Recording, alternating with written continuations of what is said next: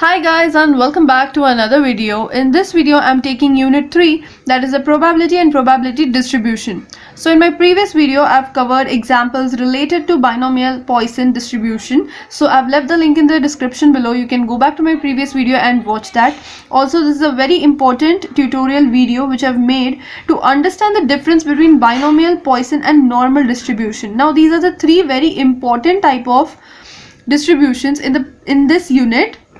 That is a binomial, Poisson and normal distribution. Now a very important question arises that how to differentiate in the question, because in the question it's very rare that they mention that solve it by binomial or solve it by Poisson distribution or just solve it by normal distribution.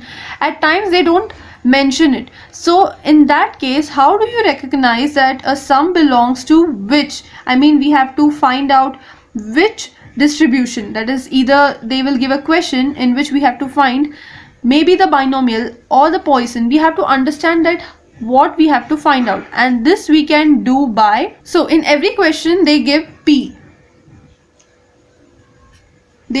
and we have to find Q. So with this P, with the help of P, we have to find out whether they are telling us to find binomial or Poisson.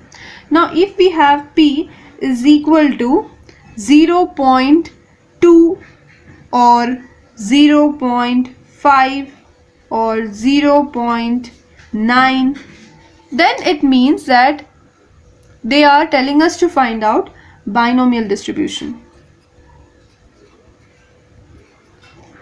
Now for example, if they're telling us to find P is equal to 0.02 or maybe 0.0002, such cases will be for Poisson distribution,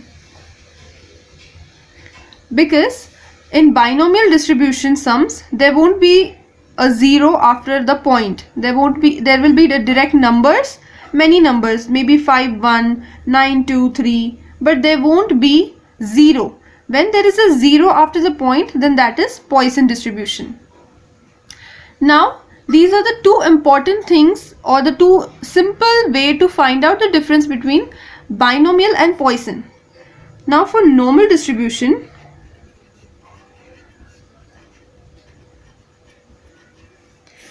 this is the very simplest way for normal to find. In the question there will be words like average, or it will be mean, or there may be standard deviations, or they will tell us about something area. When in the question you have such words, then directly understand that they are telling about finding normal distribution.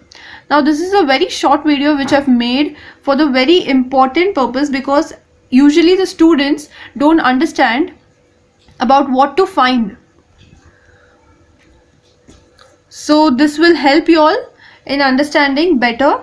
So this is the two important things, and normal distribution is a very simple and a very common one. So that is it for today guys. Thank you for watching my video. If you like my video, please like, share and subscribe to my channel for more upcoming videos. In the upcoming videos I'll be taking unit 4, so stay tuned. Also I upload videos every Monday to Saturday, so until then keep watching. Thank you.